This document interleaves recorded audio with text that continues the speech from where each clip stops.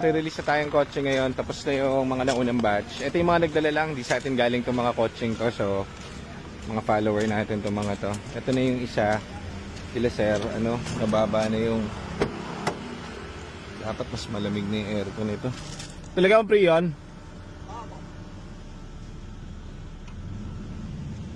Oh, 93 na lang ngayon yung temp niya. So, hindi aircon yung problem niya. Nag-overheat sila nung pumunta rito. Taas nung temp nito. Ngayon nalamig no.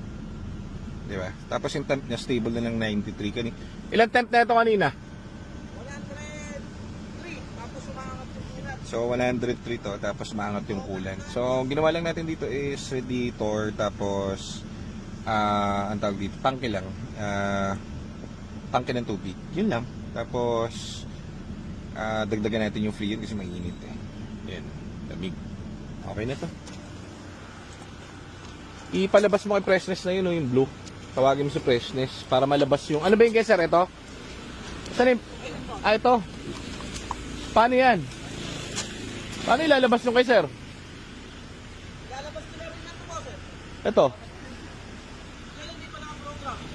Ito ilalabas ko na rin ito po. Paano nga lalabas yung puti? Ito? Yung alpha. Ito. Okay. Saka yung asul. Binuksan ba na to? Bukas ito eh. Bukas.